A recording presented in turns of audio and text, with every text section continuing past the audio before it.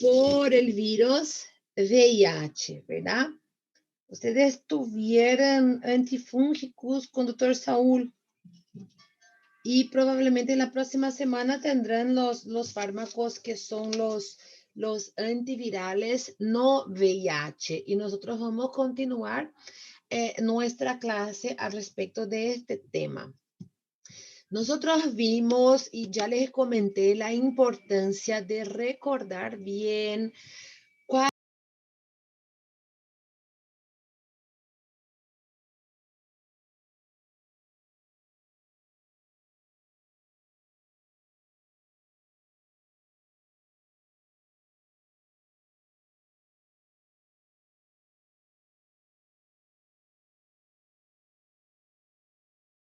Hola. Se cerró mi Zoom. ¿Me escuchan, chicos? Sí, profe. Sí, ¿Me profe. escuchan? Sí, Bueno, profe. entonces, nosotros vimos, empezamos a estudiar los antirretrovirales. Importante que sepan los mecanismos de acción de estos fármacos y principalmente cuáles son los representantes de esta clase de fármaco.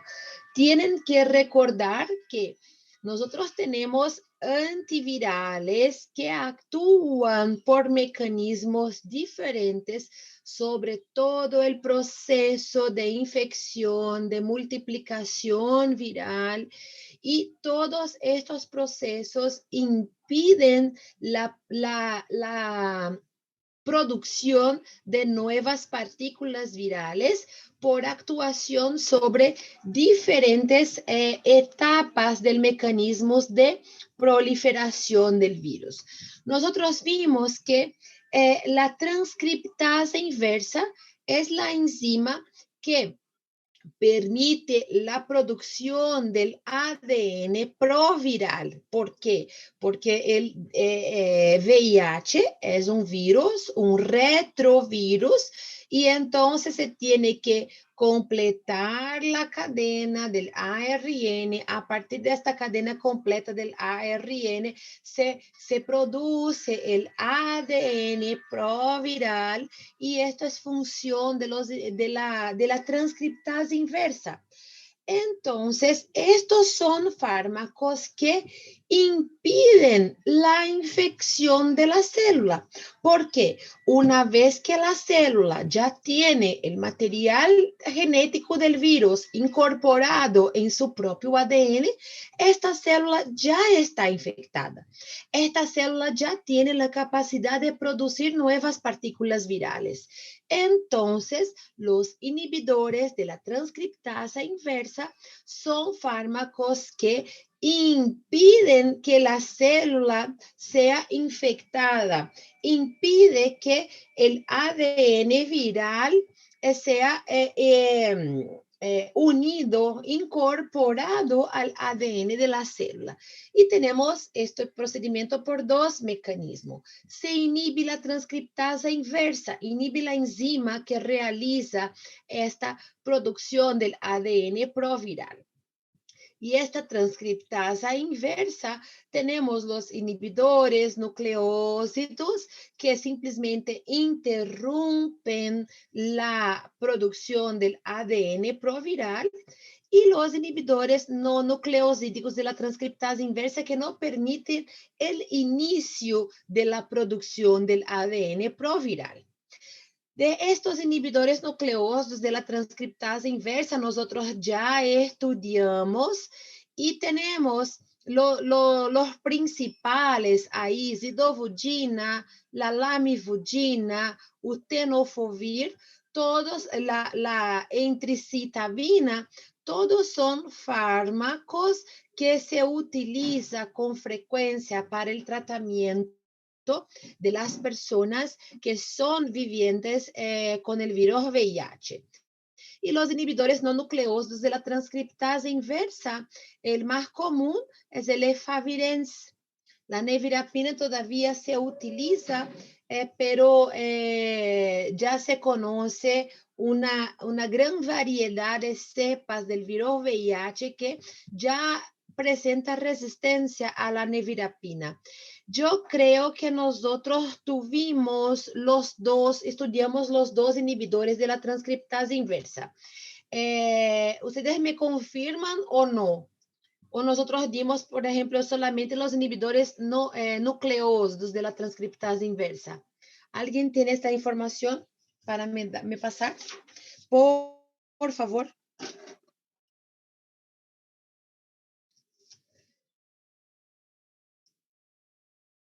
Oi. Lara, Duda, Diego, alguém me ajuda? Juliette. Bruno, tá muito quieto. Acho que você nem tá aí, Bruno. Eu tô sim. Não tá reclamando de nada, né, doutora? Não tá quieto. Tá, Bruno, exatamente. Você lembra, Bruno, onde nós paramos? Eu acho que eu terminei os inibidores não nucleósidos. Você lembra ou não? Doutora. Você ficou nessa tabela. Fiquei na então. tabela? Qual tabela será? Nossa, eu já mudei meu slide. Essa daí, prof. Então, é isso que eu ia falar agora. Eu lembro dessa tabela na última aula. Ficou aí. Impossível ter ficado. Não, você não entrou nessa parte. Sim, prof, porque a aula começou um pouco tarde. Então tá. Então vamos lá. Tá, bom, fiquei, né? Aquele dia deu problema no... Tinha caído problema. Isso. Foi isso mesmo. Poxa vida. Então tá bom. Tudo bem, nós vamos ter tempo. Bom, então vamos continuar de esta diapositiva. Bueno, entonces miren que tenemos los dos diferentes grupos de fármacos que actúan inhibiendo la transcriptasa inversa. Tenemos los inhibidores de la integrasa, que ahí ellos actúan por mecanismos diferentes y que impiden, la integrasa, ¿se recuerdan que es la enzima que permite la incorporación del ADN provírico que ya se formó y incorpora en el ADN viral, en el ADN celular, principalmente de los linfocitos TCD4, que son las células que son blanco, ¿verdad? De los antirretrovirales. Después tenemos los inhibidores de las proteasas, que tenemos los más comunes, atazanavir, daranavir, fosambrenavir, el ritonavir se suele utilizar asociado a otros inhibidores de proteasa y vamos a ver por qué. Y tenemos los inhibidores de la entrada. Y estos inhibidores de la entrada simplemente evitan que el virus consiga entrar en el citoplasma de los linfocitos TCD4. Y entonces impiden que el virus consiga infectar a las células. Y tenemos los inhibidores de la fusión, la enfuvirtida, y los antagonistas de los receptores, que el maraviroc y vicriviroc, que estos, vamos a decir que son prácticamente los últimos medicamentos que tenemos a disposición para utilizar para infecciones por el virus VIH. Entonces, nosotros vamos a empezar con los inhibidores de la transcriptasa inversa. Estos son fármacos que nosotros utilizamos para impedir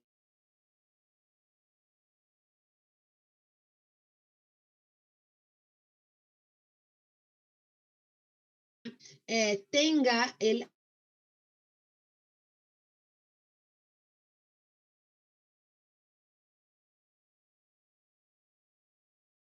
ellos promueven su función.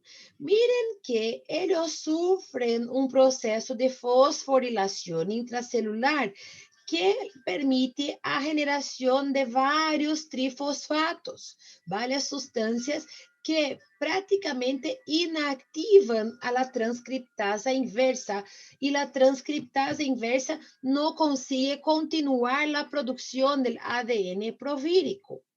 Miren que la transcriptasa inversa está promoviendo la producción del ADN provírico y los inhibidores nucleósidos, ellos interrumpen este alongamiento, este alargamiento del ADN provírico. ¿Por qué? Porque compiten con los nucleósidos naturales que son incorporados para formar la fita de la hebra del ADN viral. Bueno, el primer antirretroviral conocido es la citofugina. Les comenté que fue el primer antirretroviral que se empezó a utilizar para el tratamiento de las infecciones por el virus VIH. Y antiguamente se utilizaba como monoterapia. Pero ya sabemos que utilizar medicamentos como monoterapia no es eficaz y permite el desarrollo de resistencia del virus a los antirretrovirales. Entonces, quiero que desde el inicio ya sepan que cuando nosotros estamos hablando de infecciones por virus VIH, nosotros utilizamos politerapias. Nosotros utilizamos varios fármacos antirretrovirales al mismo tiempo. Y entonces nosotros tenemos una eficacia y una menor probabilidad de inducción del desarrollo de resistencia de los virus a los antirretrovirales. Miren que la zidovudina, o más conocido como AZT, es activo frente al virus VIH-1, VIH-2, HTLV-1 y 2. Bueno, el mecanismo de acción nosotros ya vimos que interrumpen la producción del ADN provírico y ellos actúan de manera competitiva con los nucleósidos que ya están disponibles para ser utilizados por la transcriptasa inversa. No presenta efectos sobre las células infectadas por el virus. ¿Por qué que no presenta efectos? Porque las células que están infectadas por el virus ya tienen el ADN viral incorporado en su ADN en el núcleo de la célula. Por tanto, ya son células que presentan la capacidad de producir partículas virales. Entonces, este fármaco y todos los inhibidores nucleósidos no actúan en las células que ya tienen el material genético del virus incorporado en su ADN. Y siempre va a ser más activo sobre los linfocitos activados porque estos linfocitos activados que tienen una mayor cantidad de estas enzimas, acá la chimidicinase y difosfatocinase. Y entonces va a presentar una mayor activación de estos fármacos en el interior del citoplasma celular.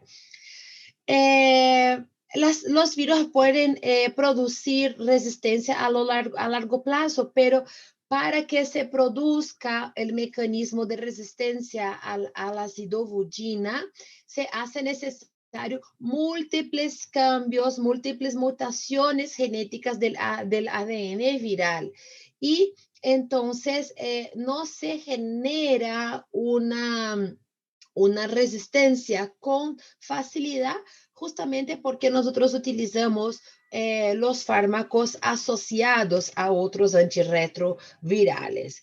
Bueno, miren que la zidovudina es de seguridad del grado C durante el embarazo. Es un fármaco que no sufre interferencia en su absorción cuando administrado con los alimentos y su administración suele ser 2 veces al día.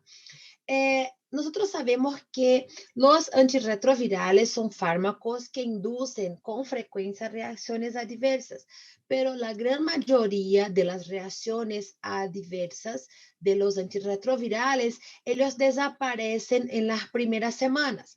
Entonces, siempre que vamos a empezar el tratamiento con antirretrovirales, y nosotros llamamos de TARV, tratamiento antirretroviral, a un paciente les vamos a informar que puede ser que presente algunas reacciones adversas, como cefalea, reacciones del tracto gastrointestinal, como dolor, diarrea, náusea, vómito, pero que el paciente debe intentar continuar con el tratamiento porque los beneficios son mucho mayores.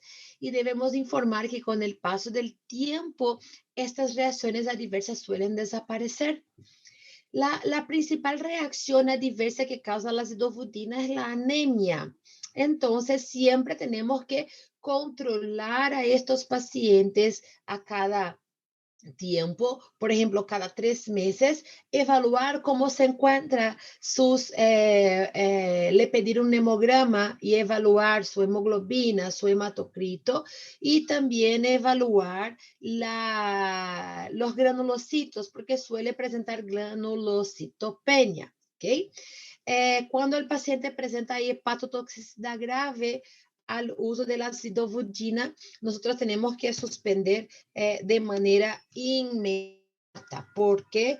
Porque está actuando directamente sobre el hígado y entonces debemos de retirar todo el proceso que está ahí produciendo la agresión hepática.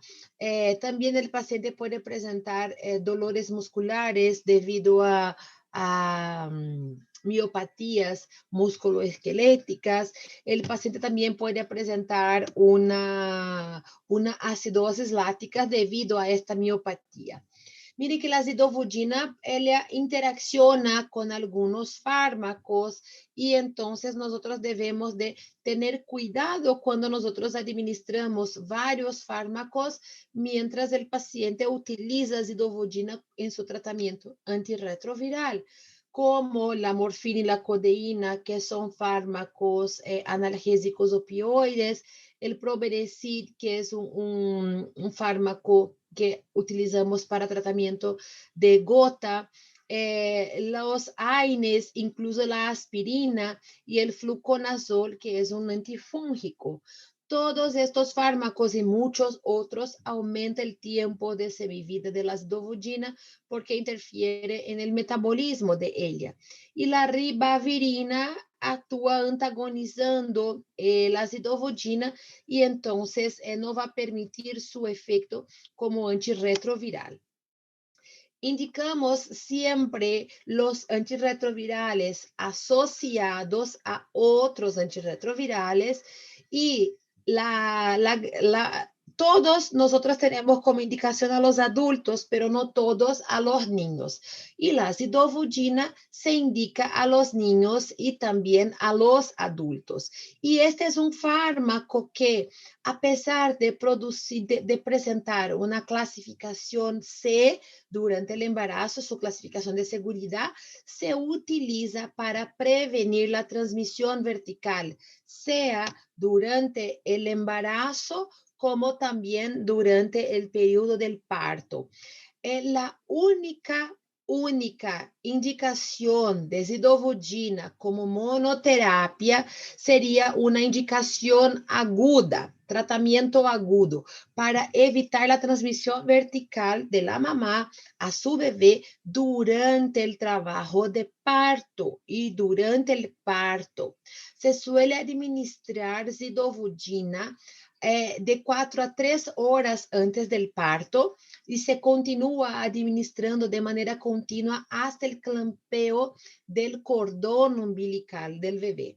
Y sabemos que este clampeo ocurre de manera inmediata. El bebé nació, ya se clampea y corta su cordón para evitar el contacto de la sangre materna con la sangre del bebé y permitiendo ahí una prevención de la transmisión vertical a este bebé.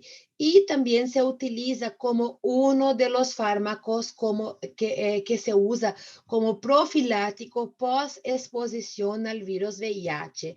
¿Y en qué situaciones tenemos exposición al virus VIH? Por ejemplo, durante agresiones sexuales, nosotros tenemos exposición al virus VIH cuando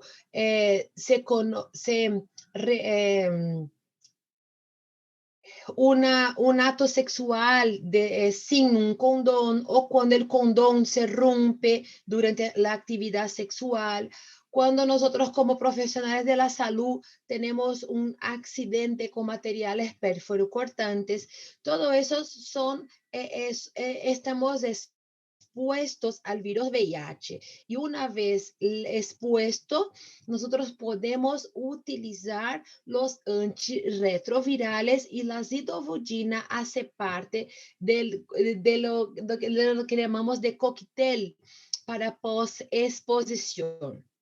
Entonces, no se utiliza como monoterapia porque el efecto antirretroviral está aumentado cuando se utiliza asociado a otros antirretrovirales, pero su única indicación es cuando se utiliza para antes del parto.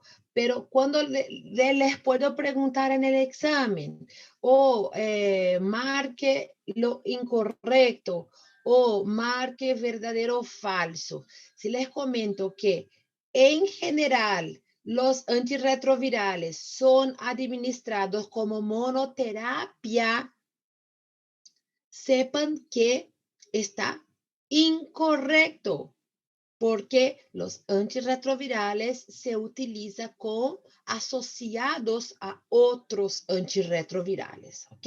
Siempre es una asociación de fármacos, no se olviden. Un otro fármaco, sino que el más utilizado de todos los inhibidores nucleósidos de la transcriptasa inversa es la lamivudina, o también conocida como 3TC en muchos textos. Activa frente al virus VIH tipo 1 y 2.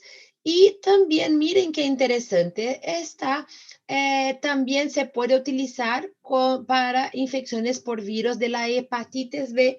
Esto es importante porque suele haber coinfección con el virus VIH y el virus de la hepatitis B, porque el mecanismo de transmisión prácticamente es el mismo. Y entonces, siempre tenemos que buscar el virus de la hepatitis B en un paciente que tiene VIH. Y si hay coinfección, podemos utilizar la lamivudina tanto para su efecto contra el virus VIH como también contra el virus de la hepatitis B. Tiene el mismo mecanismo de acción de la zidovudina, porque miren, estamos hablando de una clase de fármaco, los inhibidores nucleósidos de la transcriptasa inversa, ¿ok? Y presenta resistencia cruzada con otros fármacos como la didanosina, la dacitrabina y el abacavir. Esto quiere decir que si el paciente tiene un virus que presenta resistencia a la lamivudina, no podemos indicar estos otros fármacos y ni si presenta resistencia a estos otros fármacos, no podemos cambiar por lamivudina porque este virus probablemente va a presentar resistencia a todos estos fármacos. Bueno, la lamivudina también tiene seguridad del grado C. Ella es un fármaco que no sufre interferencia con la administración con los alimentos. La lamivudina suele presentar una buena tolerancia, una tolerabilidad cuando se utiliza en el tratamiento antirretroviral, porque es uno de los antirretrovirales que presenta menor toxicidad.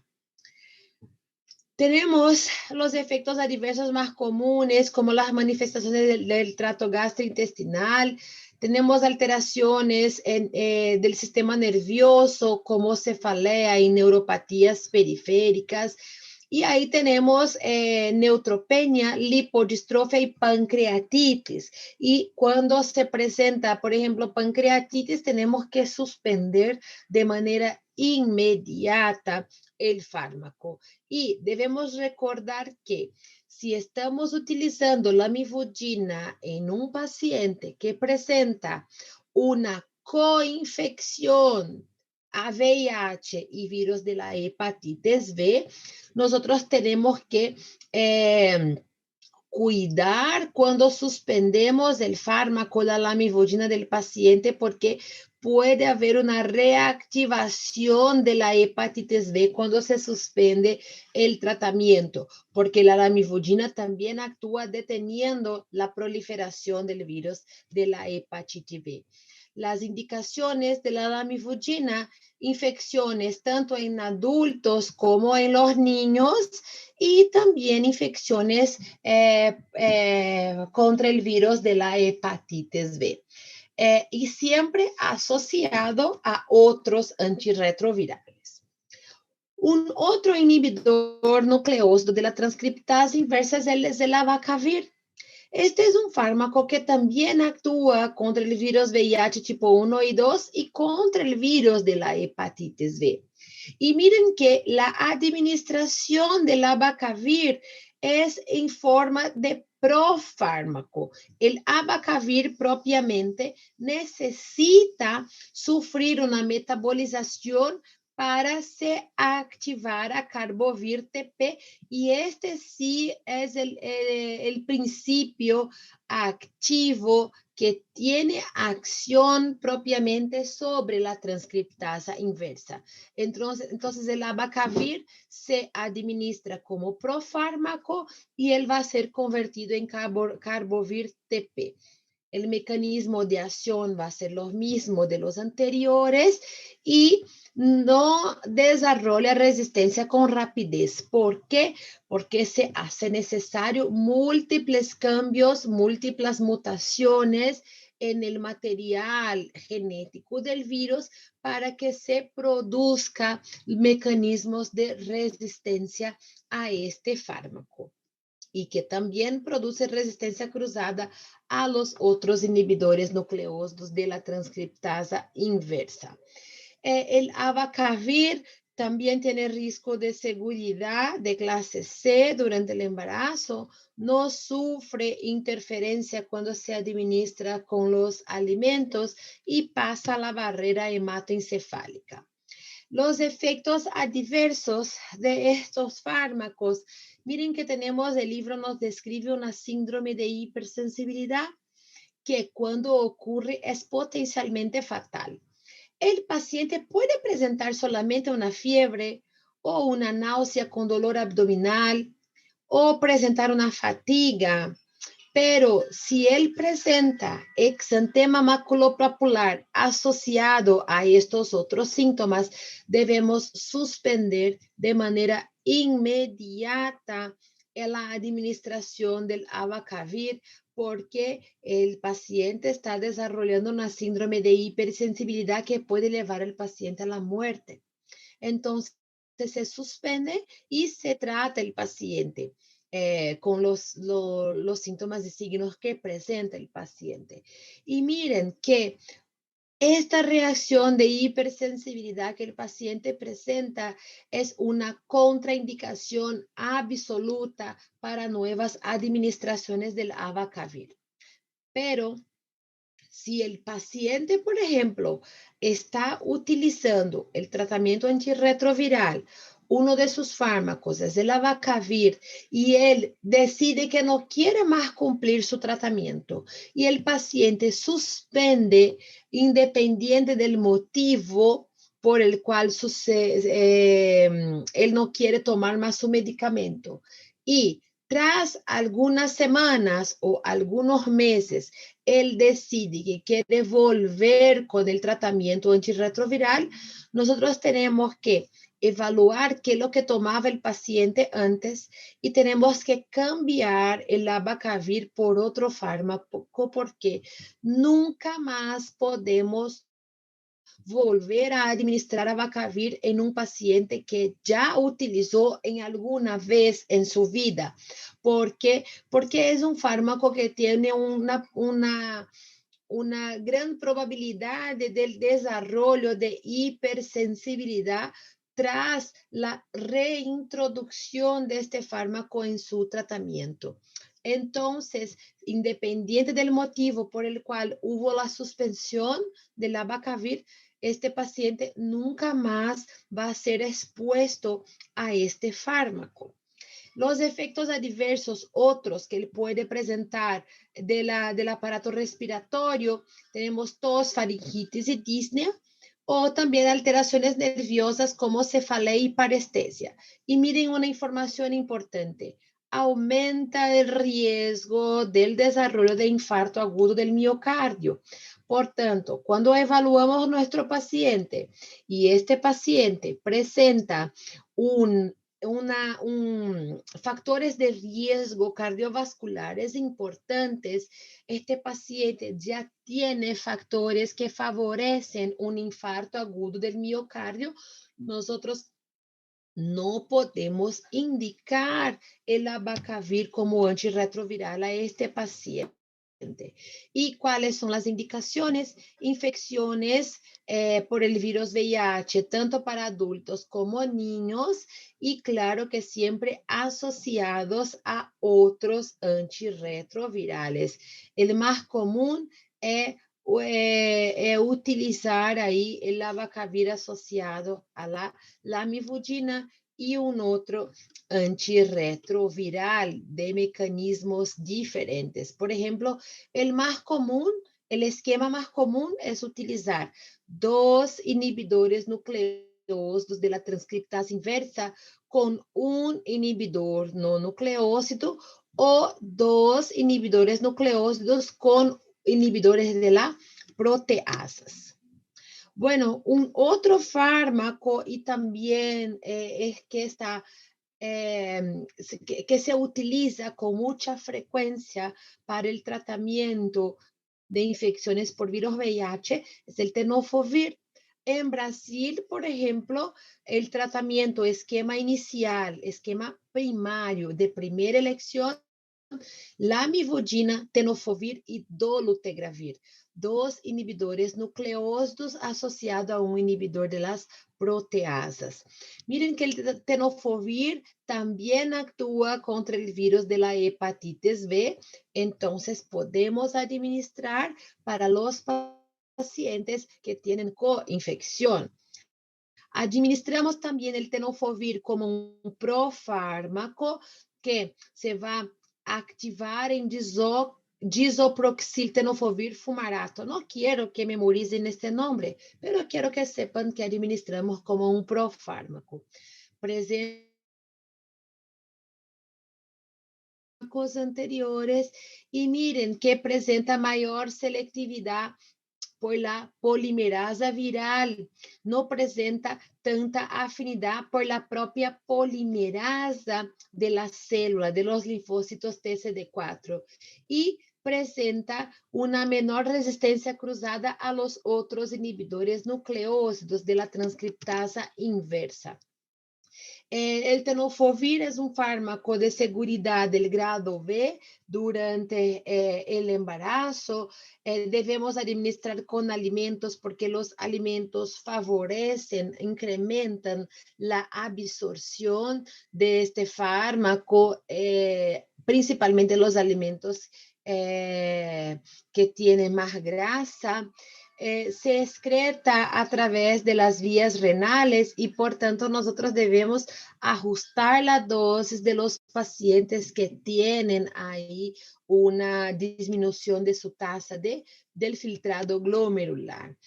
El tenofovir presenta algunos efectos adversos y el más importante es la necrosis tubular aguda, un daño renal agudo que este fármaco puede inducir. Y justamente por conocernos este potencial de la necrosis tubular aguda que aumenta la concentración sanguínea de la creatinina, es que debemos controlar la función renal de los pacientes en los primeros meses. Y claro que si conocemos este potencial nefrotóxico del tenofovir, debemos evitar utilizar estos fármacos con otros medicamentos que también son nefrotóxicos. Y además que debemos utilizar con cuidado, con cautela, en los pacientes que ya presentan una enfermedad renal previa. Vamos a evaluar el riesgo y beneficio de la utilización del tenofovir en estos pacientes. Otros efectos, pero que no ocurren con tanta frecuencia, tenemos los trastornos del trato gastrointestinal, como flatulencia, náusea, vómito y diarrea, aumento de la creatinofosfoquinasa, aumento de la amilasa, de las transaminasas hepáticas. También mire que aumenta los triglicerídeos, por tanto debemos evitar administrar el tenofovir en un paciente que ya tienen hipertrigliceridemia y también puede causar neutropenia. Y siempre vamos a controlar estos pacientes con exámenes laboratoriales, el mínimo cada 3 meses. Indicamos el tenofovir para infecciones por virus VIH en los adultos y también en la infección por el virus de la hepatitis B. Vamos a suponer que tenemos un paciente que tiene solamente infección por el virus de la hepatitis B, podemos utilizar el tenofovir.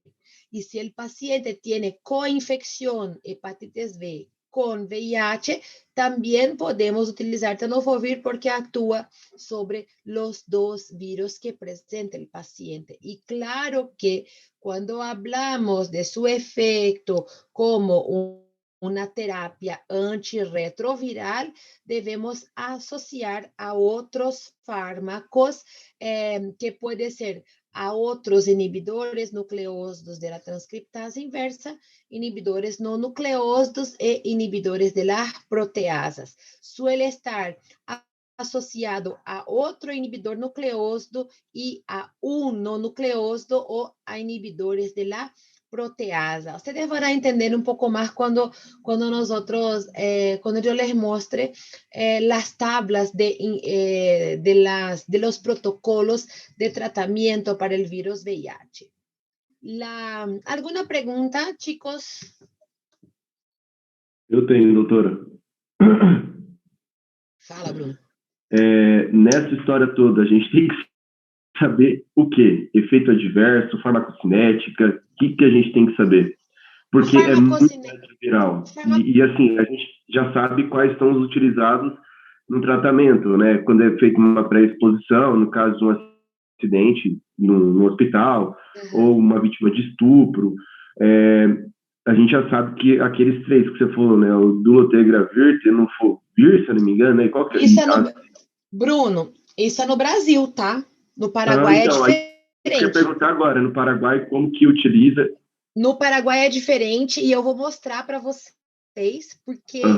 Porque eu lembro que na prova de microbiologia eram utilizados... Eu lembro que era uma coisa... Eram 2 nomes só. Eu até esqueci o nome dos remédios agora. E aí eu queria saber, doutora, se a gente precisa saber se são... Como é que eu posso falar, meu Deus? Esses remédios que a gente vai ser utilizado, que é o de que está ali para ser utilizado, ou tem que saber o nome de todos, entendeu? Basicamente, a gente tem que saber. Tem que saber alguns exemplos de cada um dos mecanismos de ação. A questão da farmacocinética, eu não costumo pedir de nenhum medicamento, tá? A questão do que deve estudar. Eu encontrei, a semana passada, eu demorei, mas eu consegui encontrar. Eu acho que numa pesquisa anterior, eu não usei as palavras adequadas, né? E agora eu encontrei o protocolo no Ministério da Saúde do Paraguai, e é um protocolo, é o último protocolo que eles têm, que eu, Gabriela, consegui encontrar disponível na internet, é o protocolo de 2017 e 2018. Como se realiza, quais são os tratamentos que são realizados, tá? Tanto que eu já deixei disponível, tem informações desse protocolo aqui na minha aula, porque eu acabei mudando um pouco a aula, porque eu encontrei esse documento. Inclusive, eu vou passar esse documento aqui para vocês pelo bate-papo, tá bom?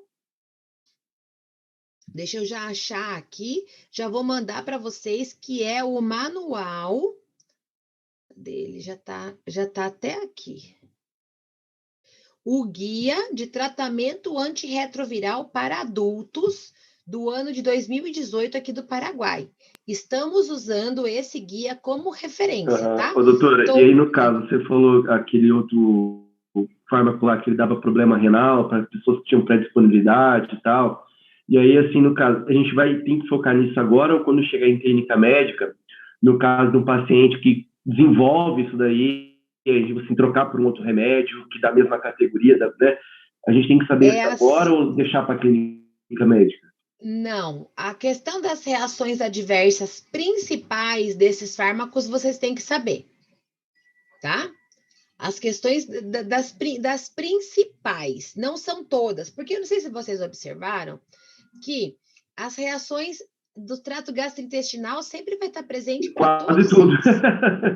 Exatamente. Então, assim, tem um outro que causa mais anemia, o outro que causa insuficiência renal, um que não causa muita coisa. Então, eu quero essas coisas bem pontuais, tá? Aquelas tabelas, eu não sei se vocês viram, mas ó, já foi o arquivo para vocês, tá? Essas tabelas aqui, deixa eu ver aqui. Essas tabelas, eu não quero que vocês decorem. Mas, por exemplo, qual é o mecanismo de ação desses fármacos que nós estamos vendo agora?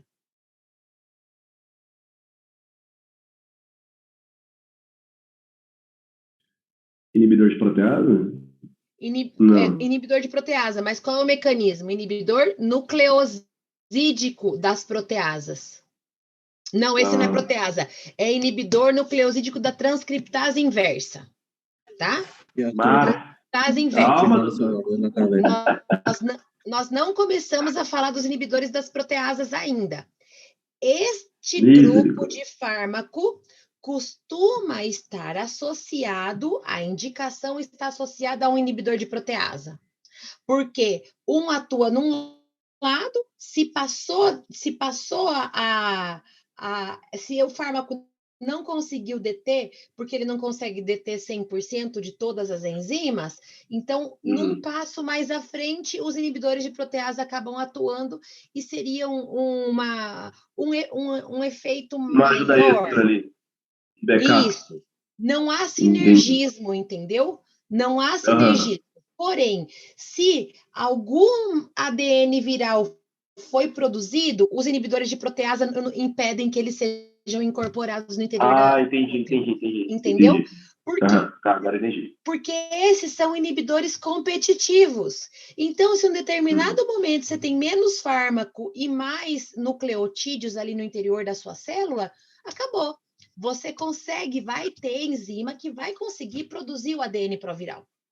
Então, são doutora, que atuam por mecanismos diferentes e que se passou do processo do primeiro, pega no processo no segundo. Doutora, e me fala uma coisa. Se o paciente, vamos supor, igual está aqui, né? Você colocou, o paciente teve um problema renal. Aí esse paciente aqui desenvolveu renal, ele está lá já com a carga viral baixa, né? Já está indetectável, está bonitinho, mas deu esse problema renal nele, aí você tem que trocar o fármaco. Sim.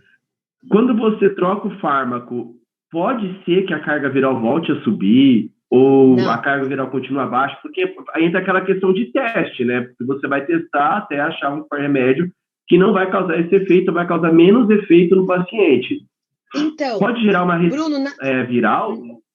Na verdade, existem protocolos que eles falam, se você tem reações importantes, ó, nós vamos falar no último slide a respeito desse grupo de fármaco, tá?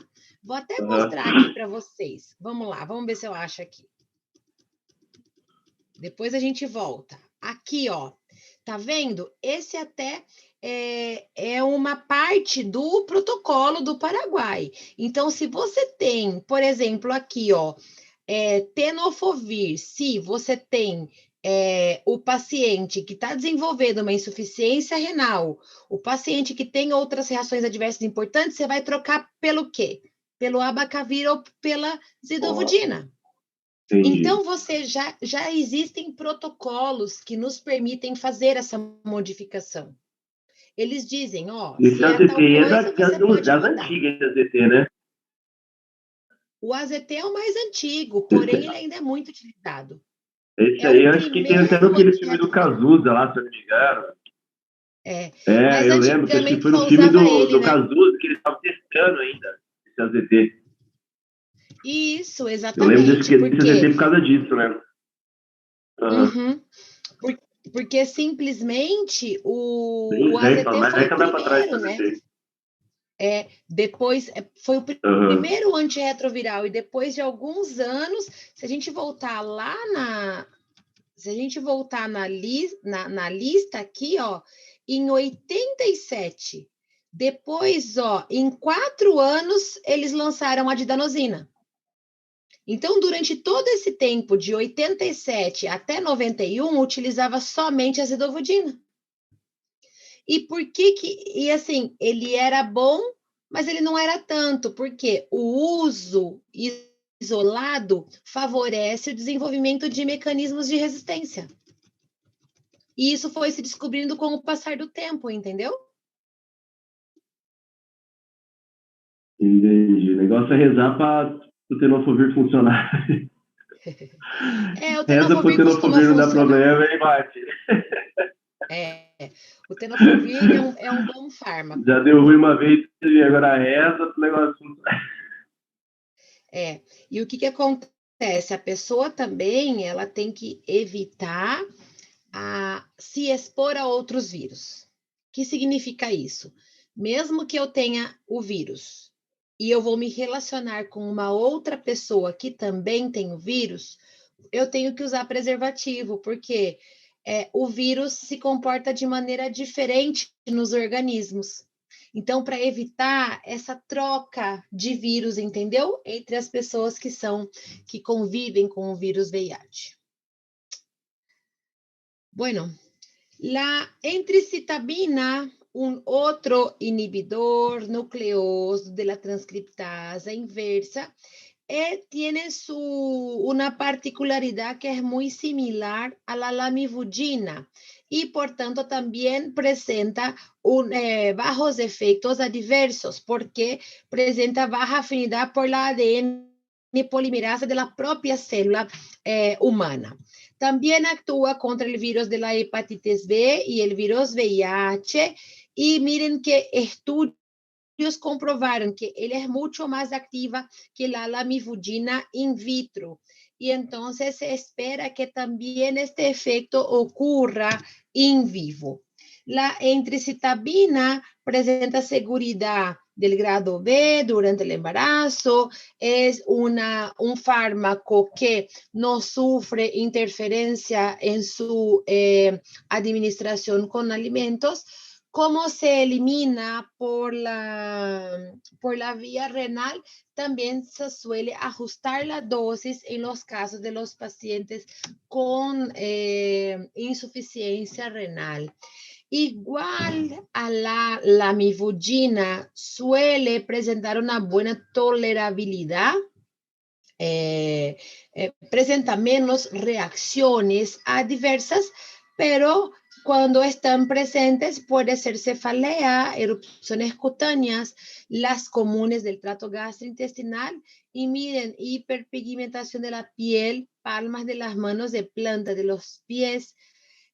Suele presentar estatosis hepática con acidosis láctica y casos de hepatitis y pancreatitis. Cuando presente estas reacciones, nosotros debemos suspender y cambiar el tratamiento. Y como también actúa contra el virus de la hepatitis B, puede haber una reactivación del virus cuando se suspende el fármaco y no se administra un otro fármaco que detiene al virus de la hepatitis B también.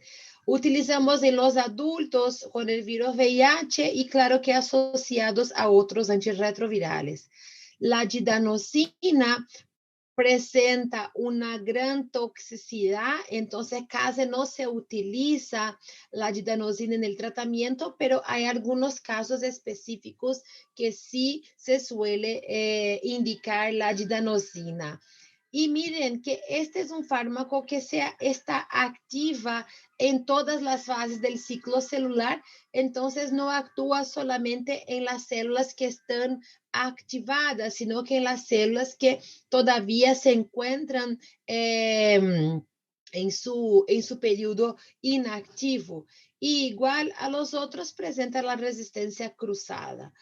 La didanosina, apesar de producir ahí reacciones adversas con mayor probabilidad, tiene un grado de seguridad de clase B durante el embarazo. Debemos administrar en ayuno simplemente porque los alimentos disminuyen la absorción de la didanosina y ella puede presentar algunos efectos adversos que cuando presentes debemos suspender de manera inmediata y hay la resolución espontánea de estos cuadros, como la pancreatitis, neuropatías periféricas y neuritis óptica. Y estas neuropatías periféricas suelen presentarse en los dos miembros, ¿verdad? Entonces es una neuropatía simétrica y que acomete principalmente los miembros inferiores. Y las pancreatitis son manifestaciones que va a estar se va a presentar más comúnmente en los pacientes que ya tienen una historia de pancreatitis en su historia previa o también en los pacientes que son los alcohólicos.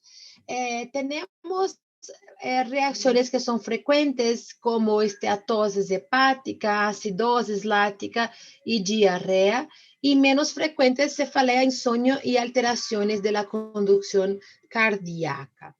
Miren que tenemos interacciones medicamentosas importantes, pero muchas veces se hace necesario asociar la didanosina a los fármacos que incrementan su toxicidad, como es el caso de asociar al tenofovir, que es un otro inhibidor nucleósido de la transcriptasa inversa, y el ganciclovir, que es un antiviral importante y que se utiliza con frecuencia para los pacientes con VIH.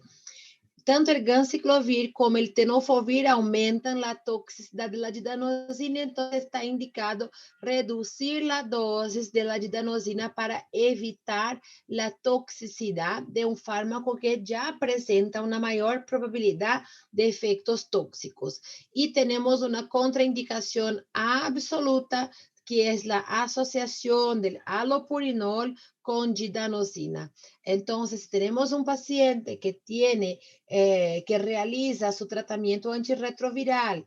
Uno de los fármacos es la didanosina y este paciente presenta gota, acúmulo de ácido úrico en las articulaciones, no podemos administrar halopurinol en este paciente, porque este es un fármaco que favorece la eliminación del ácido úrico del organismo. Tenemos que administrar otros fármacos a este paciente porque tenemos una contraindicación absoluta.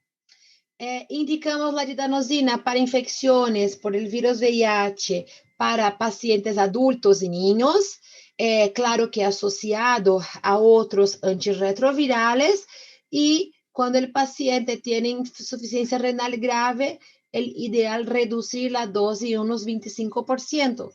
El ideal es no utilizar, el ideal es cambiar el fármaco, la didanosina, por otro inhibidor nucleósido de la transcriptasa inversa. La estavudina, un fármaco que se utilizaba con mucha frecuencia, pero que ya en días actuales no se utiliza, es un fármaco, un antirretroviral contra el VIH tipo 1 y 2.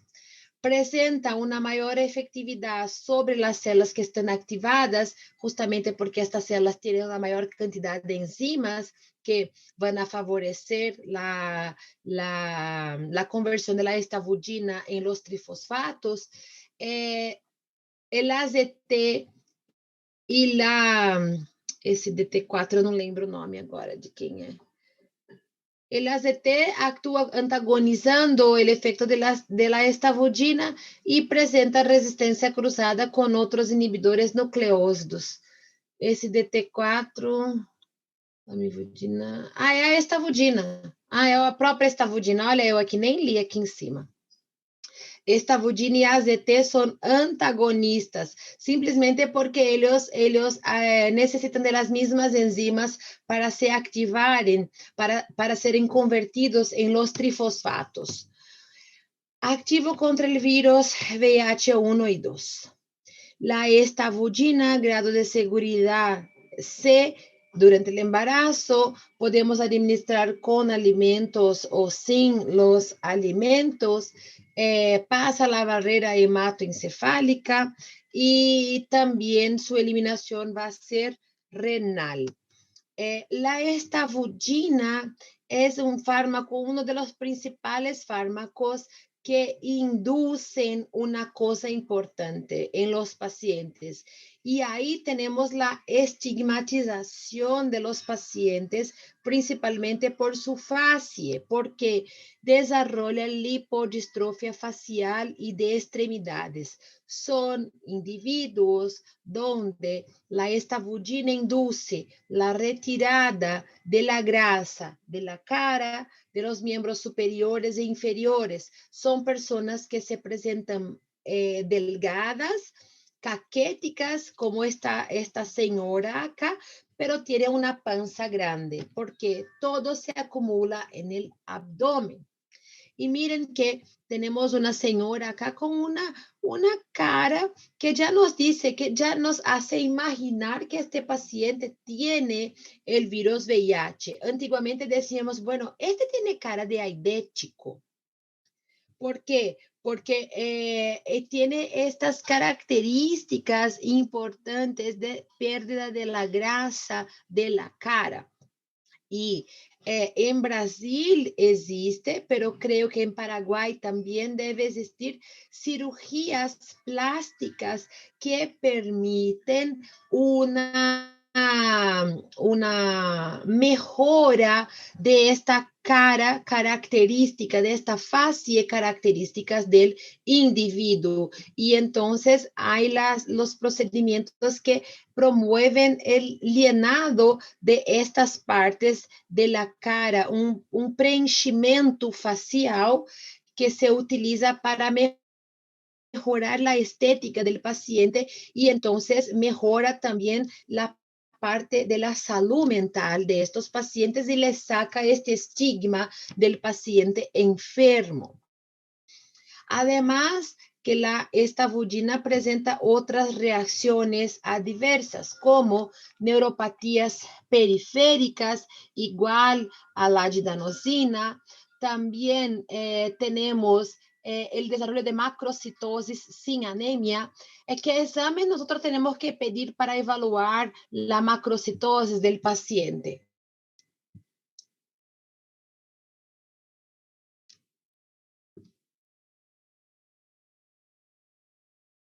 ¿Qué examen pedimos?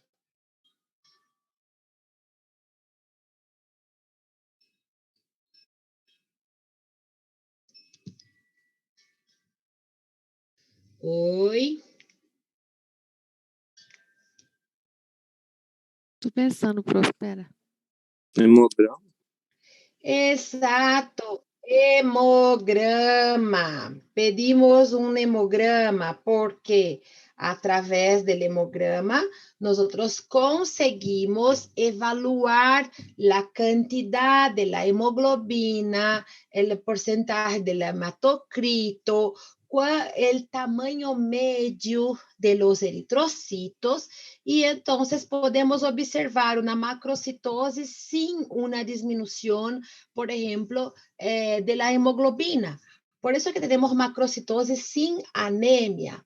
Neutropenia también, que nosotros podemos evaluar una disminución de los neutrófilos, un aumento de las transaminasas hepáticas, de la amilasa y lipasa, el desarrollo de pancreatitis también, principalmente en los pacientes que presentan ahí historia previa de pancreatitis, acidosis láctica, esteatosis hepática y trastornos gastrointestinales, ¿ok? Pero cuando nosotros comparamos, la pancreatitis es más común de desarrollar con el uso de la didanosina, cuando comparamos con la estavudina. Son fármacos que tenemos a disposición, pero no son ahí de primeras elecciones para el tratamiento. Sepan que los pacientes tienen que siempre controlar. Nosotros vamos a pedir exámenes a cada 3 meses, por lo menos a cada 3 meses, a los pacientes. Hemograma, su función renal, su función hepática, la dosaje del lactato, evaluación importante de sus transaminasas hepáticas, justamente para evaluar los blancos principales de estos fármacos antirretrovirales. Utilizamos estavudina tanto en infecciones en los adultos y en los niños asociado a otros antirretrovirales y como les comenté no es de primera elección y está contraindicado la asociación con zidovudina y didanosina.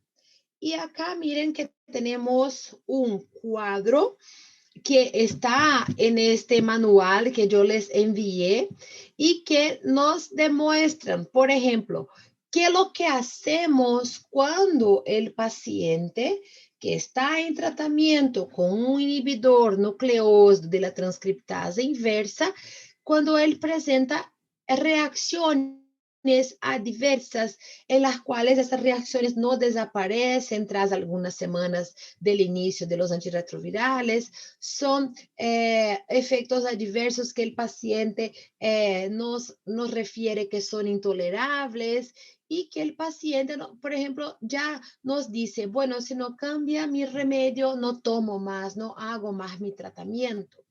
Entonces, si el paciente utiliza la zidovudina y presenta efectos adversos importantes como anemia, trombocitopenia, acidosis láctica, lipodistrofia o otros efectos como náuseas y mareos frecuentes, ¿cuál es la sugerencia del cambio que nos muestra el manual del Paraguay? Cambiamos la zidovudina por abacavir o tenofovir. Si el paciente utiliza didanosina y él desarrolla una pancreatitis, neuropatías, mialgias, podemos sustituir la didanosina por zidovudina o abacavir o tenofovir.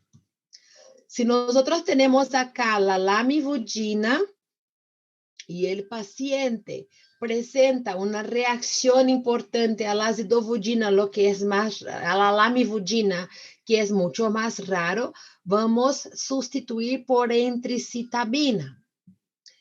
El abacavir, que suele, la entricitabina suele tener menor, ser más tolerada, aún más tolerado que la lamivudina, ¿verdad? El abacavir, que el paciente puede presentar ahí alteraciones como disnea, mialgia, una hepatopatía, linfopenías, depresión y ansiedad, podemos sustituir el abacavir por tenofovir y AZT. Y miren, una vez que se suspende, nunca más se vuelve a administrar este fármaco al paciente. Y el tenofovir, que está contraindicado en pacientes con insuficiencia renal crónica, porque su principal reacción adversa es el desarrollo de necrosis tubular aguda. Si el paciente presenta cefalea, insuficiencia renal, proteinuria, flatulencias, vômitos y náuseas que no pasan, né? Esteatosis hepática, cambiamos por abacavir o atazanavir. Y entonces el propio protocolo ya nos informa a qué camino debemos tomar, qué fármacos vamos a administrar al paciente, cuál fármaco vamos a cambiar al paciente para un mejor tratamiento de este paciente. ¿Tiene alguna pregunta?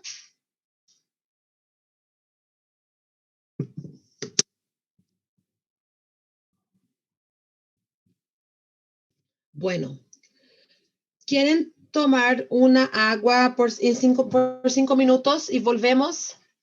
Porque quiero terminar por lo menos los inhibidores no nucleósidos en esta aula. Y ahí en la próxima nosotros terminamos, ¿ok? 5 minutos. Tá bom.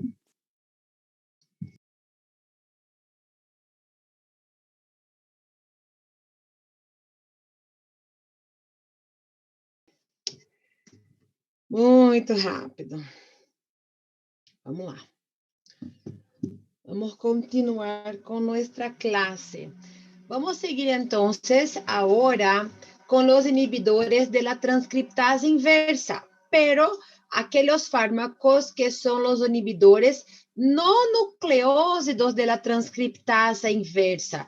Son fármacos que no dependen de una activación enzimática, sino que son fármacos que inhiben de manera directa la acción de la transcriptasa inversa. Por tanto, ellos actúan de manera no competitiva. Una vez que los inhibidores no nucleósidos de la transcriptasa inversa se unen a ella, porque la transcriptasa inversa es su blanco, ¿qué es lo que pasa? Ellos cambian, inducen cambio de configuración, de conformación de la transcriptasa inversa y entonces bloquea completamente la síntesis del ADN provírico. Tenemos una clasificación interna de estos inhibidores no nucleósidos de la transcriptasa inversa, que son los inhibidores de primera generación y los inhibidores de segunda generación. Estos inhibidores de primera generación, hola, ¿alguien me habló? Tengo que poner acá para mirar, ¿no? Me pareció que alguien estaba hablando. Bueno, me preguntando algo.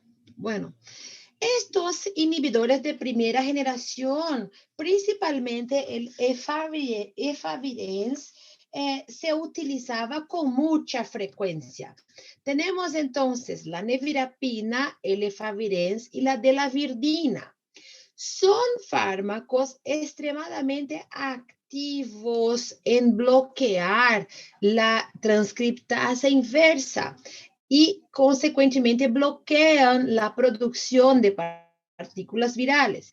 Pero muchas veces los virus desarrollan resistencia a los fármacos de primera generación y por suerte tenemos los de segunda generación, que es la etravirina y la rilpivirina, que está indicado para los casos de cepas que son resistentes a los fármacos de primera generación.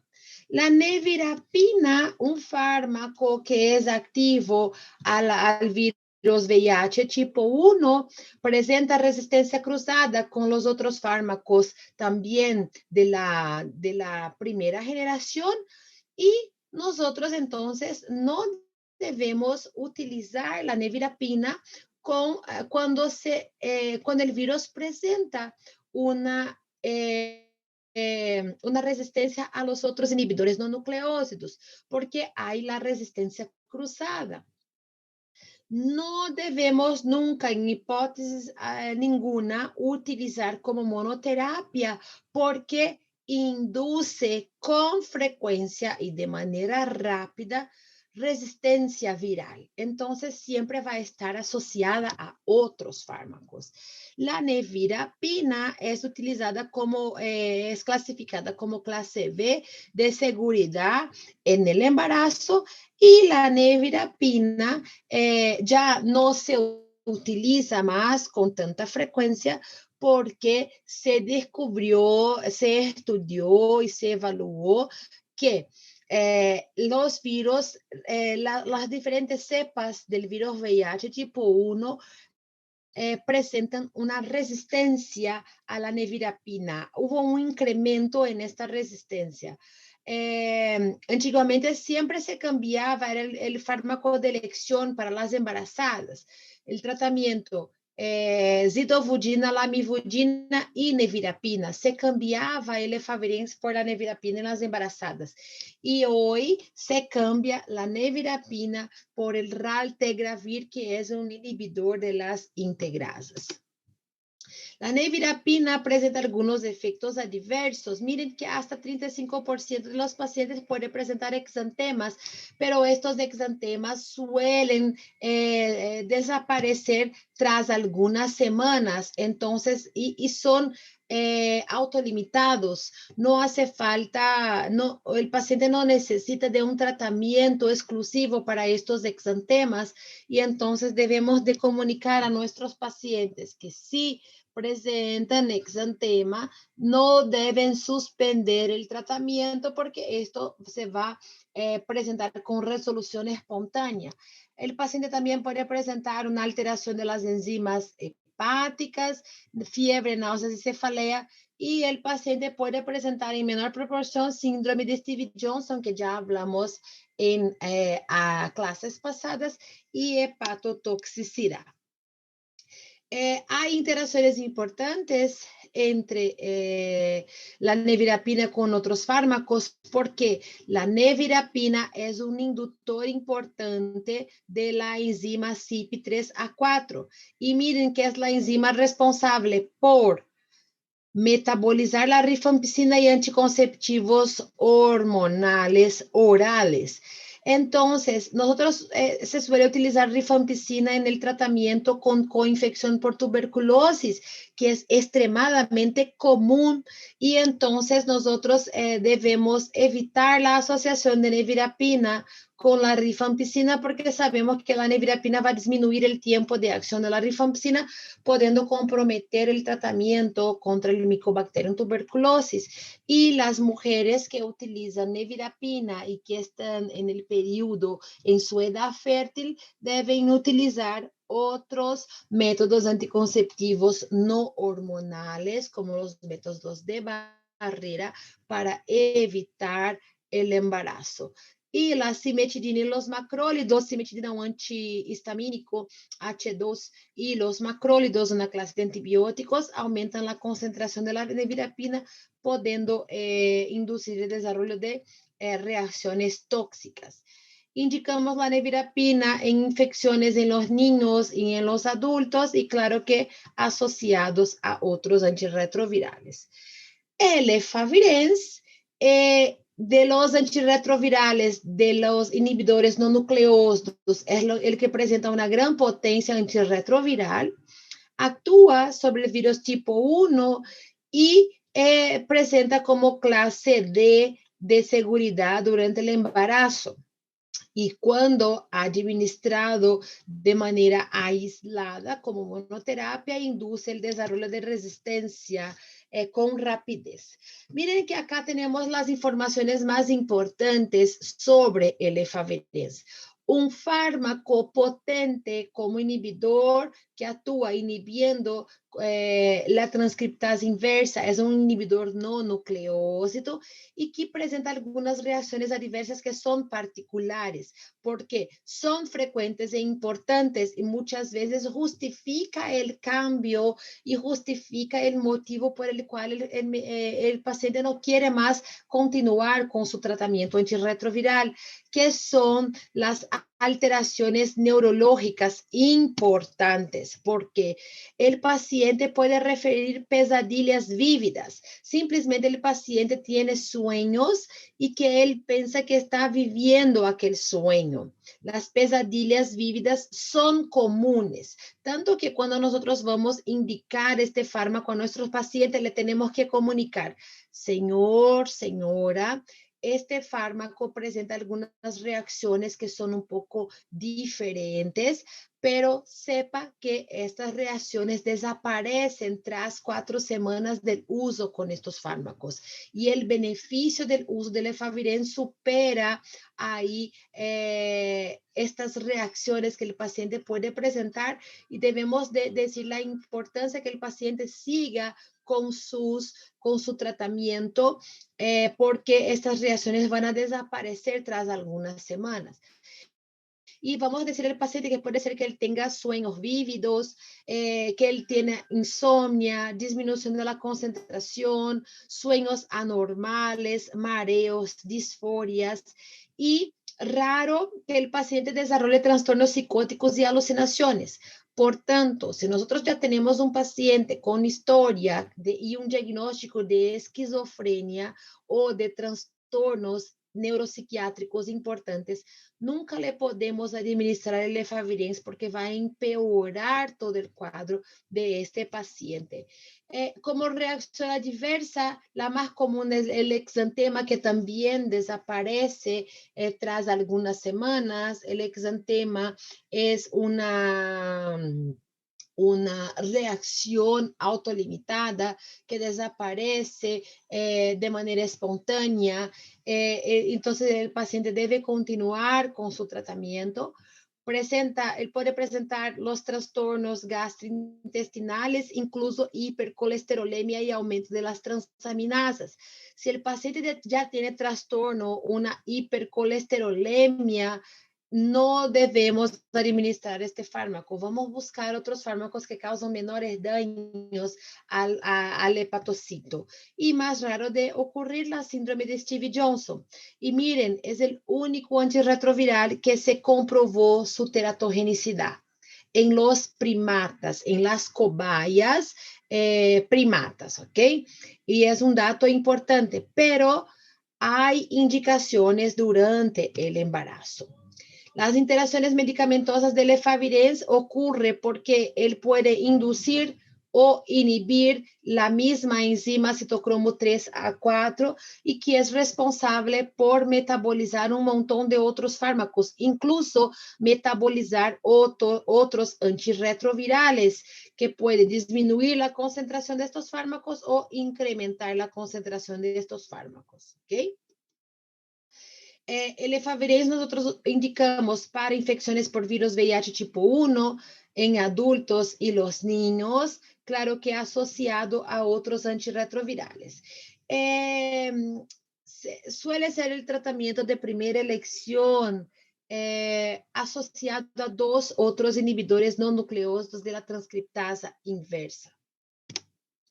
La etravirina, un otro fármaco inhibidor no nucleoso de la transcriptasa inversa, y que miren que también actúa sobre el virus VIH 1 y 2.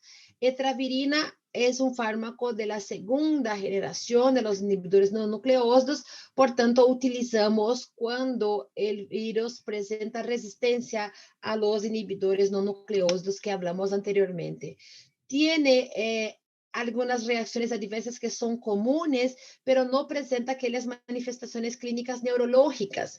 Y entonces, si el paciente, por ejemplo, no soporta las alteraciones del efavirenz, me faltó decirles que aquellas reacciones neurológicas llamamos de loco del efavirenz, que el paciente que tiene insomnia, irritabilidad y que desarrolla estas reacciones con las pesadillas vívidas. Interacciona con un montón de otros antirretrovirales, por tanto, está contraindicado completamente asociar a otros inhibidores no nucleósidos y también principalmente a los inhibidores de las proteasas. Indicado para los adultos, no está indicado a los niños. Y la rilpivirina, la otra opción que tenemos de inhibidores no nucleósidos y que hace parte de los inhibidores de la segunda generación.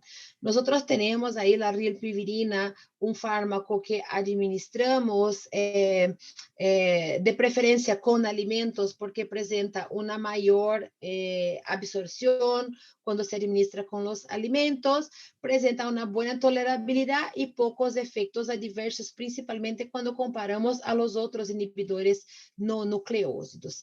Y acá tenemos el cuadro que yo retiré del manual del Paraguay y cuándo vamos a cambiar un inhibidor no nucleósido y por cuál otro fármaco nosotros vamos a cambiar. Los inhibidores nucleósidos cambiábamos por otros inhibidores nucleósidos, pero acá podemos cambiar los inhibidores no nucleósidos por fármacos con otros mecanismos de acción. Miren que tenemos la nevirapina, cuando el paciente presenta el rash cutáneo, pero aquel rash cutáneo que es más grave, que sería la síndrome de Stevens-Johnson, fiebre, aumento de las transaminases o hepatitis, podemos cambiar por atazanavir con ritonavir o lopinavir y ritonavir, que son inhibidores de las proteasas, o podemos cambiar por el dolutegravir, que son los inhibidores de las integrasas. Tenemos el efavirenz y nosotros nunca vamos a administrar efavirenz a aquellos pacientes que ya presentan alteraciones, enfermedades neuropsiquiátricas, pero si el paciente pasa a presentar las reacciones adversas que consideramos el loco del efavirenz y que estas reacciones no revierten tras cuatro semanas del uso del efavirenz, podemos cambiar el fármaco por nevirapina cuando la queja del paciente son los síntomas neuropsiquiátricos, o podemos cambiar el efavirenz por atazanavir y ritonavir o lopinavir, ritonavir o dolutegra, igualito a la nevirapina. Si el paciente presenta, por ejemplo, va a cambiar por las alteraciones neuropsiquiátricas, podemos cambiar por nevirapina, pero si tenemos que cambiar por otros motivos como el rash cutáneo, aumento de las transaminasas, ahí podemos cambiar por los inhibidores de las proteasas. Y la etravirina, que nosotros debemos utilizar principalmente cuando el paciente presenta resistencia a la efavirenz o nevirapina, y ahí le damos etravirina al paciente. Si este paciente presenta reacciones adversas importantes a la etravirina, tenemos que cambiar por otros fármacos, pero ahí existe un comité evaluador de especialistas que va a definir para aquel paciente cuál debe ser el fármaco que va a sustituir la etravirina en su tratamiento. Preguntas, chicos.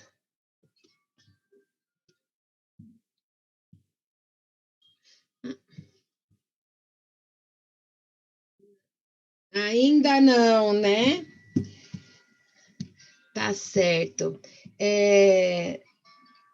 Ustedes tienen que leer de preferencia que yo entiendo que son muchos nombres, muchos fármacos, diferentes mecanismos de acción, pero creo que la mejor manera que ustedes pueden estudiar mucho más este tema específicamente es comentando, hablando de una clase de fármaco al compañero, el compañero les habla de la otra clase y ustedes van a se familiarizando con los nombres de estos fármacos y entonces se queda un poco más fácil de recordar qué fármacos son inhibidores nucleósidos, los inhibidores no nucleósidos, un inhibidor de la proteasa, pero ustedes tienen que hablar.